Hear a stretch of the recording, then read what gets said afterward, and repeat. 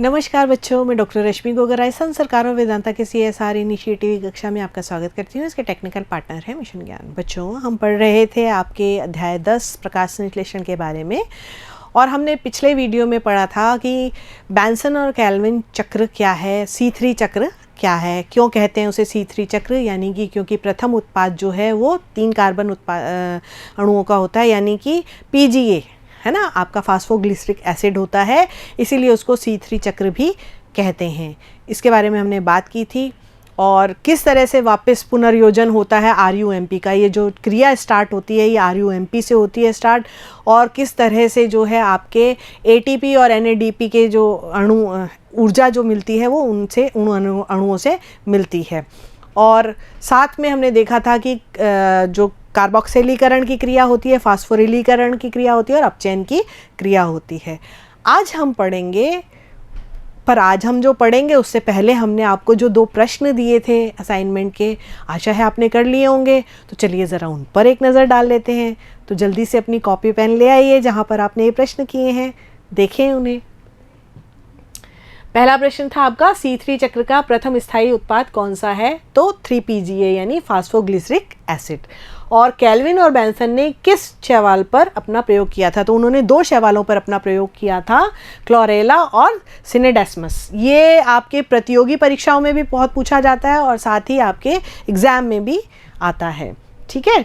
और ये एक कोशीय शैवाल थे, और जो कार्बन 14 जो है ना, रेडियो एक्टिव कार्बन 14 लेकर के, और उस पर इन्होंने ये प्रयोग करके और सिद्ध किया था कि जो प्रथम उत्पाद है वो 3PGA यानी 3 कार्बन उत्पाद होता है। और आज हम जो शुरू करेंगे, आज हम पढ़ेंगे C4 चक्र के बारे में, अप्रकाशिक अभिक्रिया के C4 चक्र के बारे में, जिसको कि क्या नाम दिया है, हैच एंड स्लेक साइकिल, है ना। उसको हैच एंड स्लेक साइकिल भी बोला गया है, और C4 जो है साइकिल भी बोला गया है। अब उसको भी C4 क्यों बोला गया है? क्योंकि यहाँ C3 बोला गया था, प्रथम स्थायी उत्पाद C3 था, है ना, 3 कार्बन था, और यहाँ पर क्या होगा? जी हाँ, 4 कार्बन होगा। आइए चलिए देखते हैं।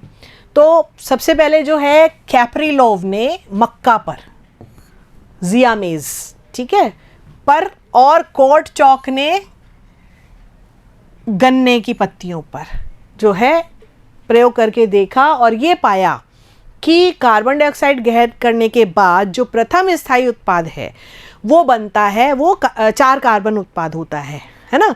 कौन सा होता है वो 4 कार्बन उत्पाद? OAA, है ना, ऑक्जेलो एसिटिक एसिड जिसको कहा गया, यानी 3PGA नहीं बन करके और क्या बनता है?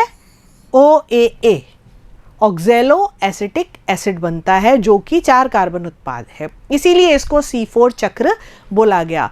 और यानी जैसे मक्का है, गन्ना है ना, इन पर है, तो यानी जो मोनोकॉट्स होते हैं ज़्यादातर उनमें ये C4 चक्र जो होता है, या फिर जिसको हम कह सकते हैं आपकी पोएसी फैमिली है, अनाज वाली जो फैमिली होती है ना, गेहूं को छोड़कर बाकी जो है गेहूं और जौ, उनमें नहीं होता है, उनमें C3 चक्र होता है। इनमें जो है बाकी जो है अनाज, उनके अंदर आपके बाजरा है, मक्का है ना, जई है, उन सब में C4 साइकिल जो है वो पाई जाती है।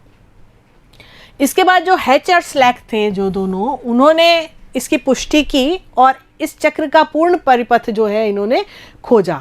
तो पूरे चक्र, जैसे हमने C3 का चक्र पढ़ा था, वैसे ही इसका भी चक्र है, इसलिए इस परिपथ को क्या कहते हैं? हैच स्लैक चक्र भी कहते हैं। और 4 कार्बन युक्त जो पहला स्थायी उत्पाद है वो 4 कार्बन वाला, इसीलिए इसको C4 साइकिल भी कहते हैं, है ना। और एक बीजपत्री, मैंने आपको बोला ना, मोनोकॉट्स जो होते हैं जैसे मक्का, बाजरा, गन्ना के अतिरिक्त कुछ द्विबीजपत्री जैसे होते हैं। अब यहाँ पर ये अपवाद है, तो अपवाद ज़्यादातर आपके एग्जाम्स में पूछे जाते हैं। तो अपवाद है आपके अमेरिस है, यूफोर्बिया है ना, और 1-2 जो आपके और कोर्स में अगर है, इसमें लिखे नहीं है, आपके कोर्स में 2 का नाम दे रखा है, तो आप इनको याद रखिएगा कि कुछ द्विबीजपत्री पादपों में भी जो है C4 साइकिल पाई जाती है। अब इसकी संरचनात्मक विशेषता क्या है? तो C4 पादपों की जो पत्तियों में 2 प्रकार की प्रकाश संश्लेषी कोशिकाएं पाई जाती हैं, 2 प्रकार की।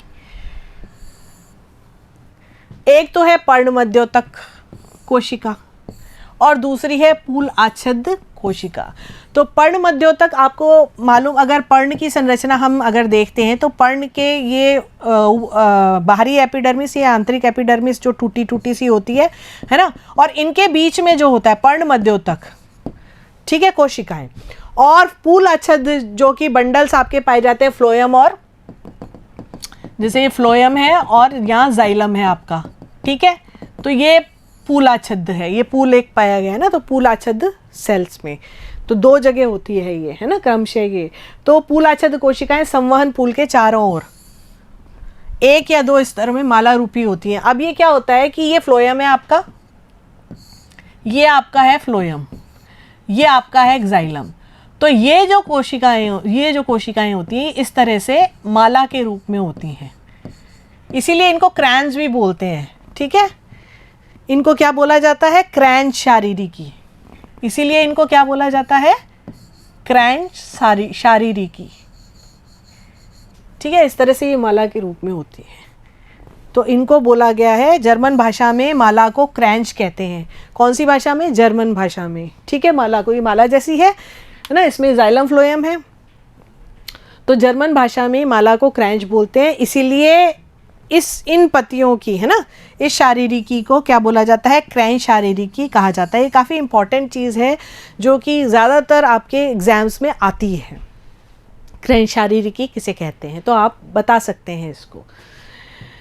अब C4 जो पादपों की जो पत्तियां होती हैं उनमें दो तरह के हरितलवक होते हैं, ठीक है। पर्ण मध्योतक कोशिकाओं में उपस्थित जो हरितलवक होते हैं वो होते हैं छोटे, सुविकसित ग्रेनायुक्त होते हैं।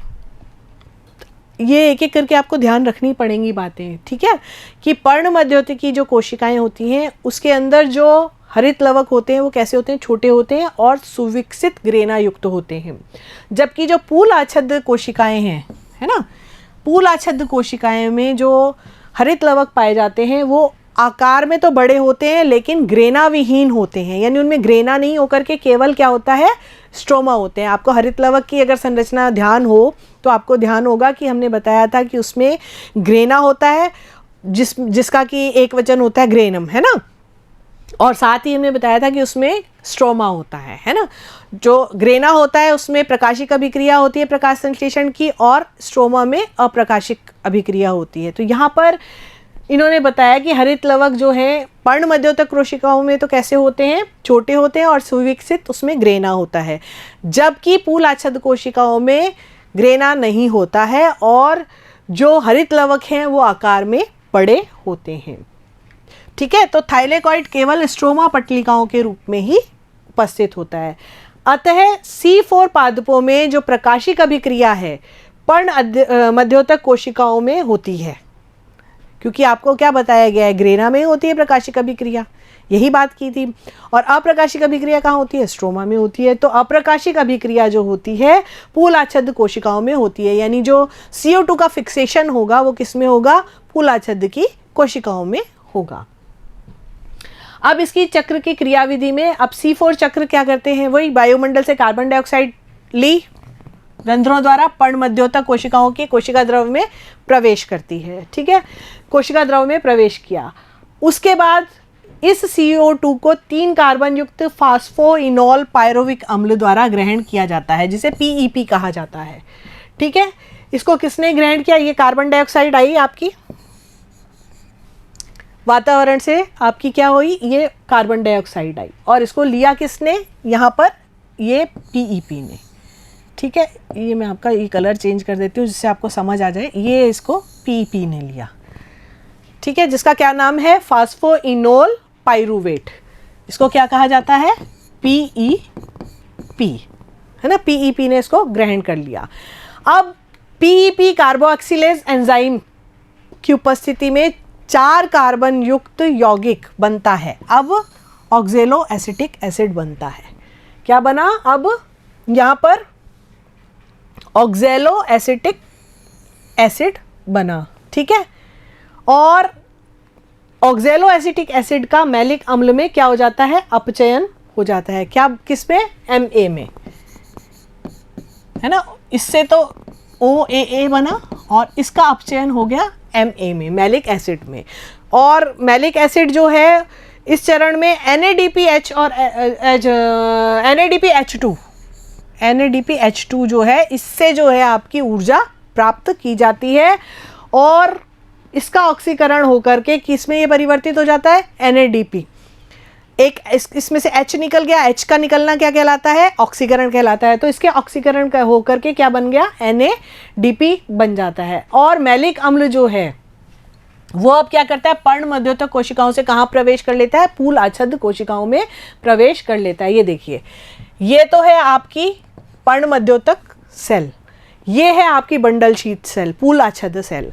अब ये मैलेट बनाकर, मतलब ये किसमें, मैलिक एसिड किसमें परिवर्तित हो जाता है, मैलेट में, और ये किसमें, मैलेट चला गया आपका पूल आच्छादित कोशिकाओं के अंदर चला गया। ठीक है, अब यहाँ पर फिर वही पायरोवेट, अब आप ये देख लीजिए कि ये कार्बन डाइऑक्साइड का फिक्सेशन करके फिर यहाँ पर ये केल्विन साइकिल आपकी शुरू हो जाएगी। यहाँ पर वही NADPH का ऑक्सीकरण होता है और NADP बन जाता है। ये देखिए, इस डी कार्बोक्सिलीकरण में CO2 मुक्त हो जाती है। ठीक है, ये देखिए CO2 आपकी मुक्त हो गई है ना। और पायरोविक अम्ल पुनः कहाँ चला जाता है, पर्ण मध्योतक कोशिकाओं में प्रवेश कर देता है। ये देखिए पायरोविक अम्ल, ठीक है, कहाँ प्रवेश कर गया, वापस पर्ण मध्योतक में इसने एंट्री ले ली। ATP अणु से जुड़कर फास्फोइनोल पायरोविक अम्ल का निर्माण करता है। अब यहाँ पर ये देखिए, ATP ने क्या किया, एनर्जी दी है ना, ADP में कन्वर्ट हो गया और फिर कहाँ क्या बन गया, ये आपका PEP पायरोवेट है ना, बन गया आपका, वापस से फास्फोइनोल पायरोविक अम्ल का निर्माण हो गया, जो इस चक्र को निरंतरता, अब फिर वही होगी, वही क्रिया चलेगी आपकी PEP से वापस, PEP से ऑक्सिलेट OA बनेगा, OA से मैलिक एसिड बनेगा, मैलिक एसिड से मैलेट बनेगा, मैलेट फिर आपका जाकर के और CO2 का फिक्सेशन करेगा है ना, और फिर उस तरह फिर ये जो पायरोवेट है जो वो वापस चला जा कर के, और फिर यही क्रिया जो है निरंतर इस तरह से चलती रहेगी। और ये दो आपकी बंडल शीथ और मीजोफिल सेल्स के अंदर इस तरह से निरंतर ये क्रिया जो है घूमती रहती है, ये C4 चक्र कहलाती है। अब C3 और C4 पादपों की क्या विशेषताएं होती हैं अलग अलग, तो C4 पादप जो है CO2 की अत्यधिक कम सांद्रता पर भी प्रकाश संश्लेषण करने में, मतलब अगर CO2 कम भी होगा है ना, तब भी प्रकाश संश्लेषण जो है हो जाता है, जो कि जैविक दृष्टि से बहुत महत्वपूर्ण है। यानी C4 पादपों को बहुत ज़्यादा CO2 की भी आवश्यकता नहीं होती है, तब भी वो प्रकाश संश्लेषण की क्रिया कर लेते हैं। C4 पादपों में प्रकाश श्वसन अनुपस्थित होने से इनकी उत्पादकता C3 पादपों की तुलना में अधिक होती है। अभी हम प्रकाश श्वसन के बारे में भी पढ़ेंगे, उससे पहले आप सिर्फ एक नाम अभी देख लीजिए, C4 पादपों में प्रकाश श्वसन अनुपस्थित होता है। ठीक है, फिर C4 चक्र का प्रमुख एंजाइम आपका PEP कार्बोक्सिलेज CO2 की कम सांद्रता पर भी क्रियाशील रहता है ना, ये क्रियाशील रहता है, इसीलिए जो है प्रकाश संश्लेषण की क्रिया जो हो सकती है, जो फर्स्ट पॉइंट था आपका। ठीक है, C4 पादप का कम जल वाले स्थानों एवं उच्च तापक्रम वाले क्षेत्रों में भी आसानी से ये उगाए जा सकते हैं है ना। और इन सब से हमको ये पता चल रहा है कि उष्णकटिबंधीय जो क्षेत्र होते हैं वहाँ पर ये C4 साइकिल जो है ज़्यादा फ्रूटफुल होती है। अगर हम C3 और C4 चक्र में अगर अंतर करना चाहें तो कैसे करेंगे कि इसमें तापक्रम अनुकूल 10 to 25 डिग्री सेंटीग्रेड, इसमें 30 to 40 डिग्री, वही अभी आपको बताया उष्ण कटिबंधीय क्षेत्रों में होता है। क्रैंच शारीरिकी इसमें अनुपस्थित होती है क्योंकि पूल आच्छादित कोशिकाओं में नहीं होता है ना, इसमें पूल आच्छादित कोशिकाओं के बाहर होती है क्रैंच शारीरिकी। प्रथम स्थायी उत्पाद इसमें C3 है ना, आपके 3 कार्बन परमाणु का होता है, यानी कि फास्फोग्लिसरिक एसिड PGA होता है, जबकि उसमें C4 होता है ना, कार्बन 4 अणु होते हैं, ऑक्जेलो एसिटिक एसिड OAA। CO2 का स्थिरीकरण स्तर इसमें केवल पर्ण मध्योतक कोशिकाओं में होता है, जबकि उसमें दोनों होती हैं, पर्ण मध्योतक और पूल आच्छादित कोशिकाएं। कार्बन डाइऑक्साइड का प्रथम ग्राही इसमें कौन होता है? RUBP होता है। इसमें RUMP से RUBP होता है, ठीक है, और उसमें PEP होता है। कार्बोक्सिलीकरण के लिए इसमें कौन सा एंजाइम होता है? इसमें रुबिस्को होता है, और उसमें PEP कार्बोक्सिलेज और साथ में रुबिस्को एंजाइम भी होता है। प्रकाश श्वसन इसमें उपस्थित होता है, इसमें अनुपस्थित होता है। उत्पादकता, नष्टकारी प्रकाश श्वसन के कारण कम होती है उत्पादकता, और इसकी नष्टकारी श्वसन की अनुपस्थिति के कारण उत्पादकता अधिक होती है। तो C4 चक्र की खोज किन वैज्ञानिकों ने की थी, और C4 चक्र के प्रथम उत्पाद का नाम बताइए। जल्दी से आप ये असाइनमेंट के क्वेश्चंस लिखिए। और अभी तक जो आज हमने पढ़ा C4 चक्र के बारे में कि हैचेनस्लैक जो है उन्होंने दी थी ये C4 साइकिल, उसके बारे में आप जानकारी और इसमें से देखिए वापस से वीडियो में। और हम मिलते हैं आपको अगले वीडियो में, तब तक के लिए नमस्कार, थैंक यू।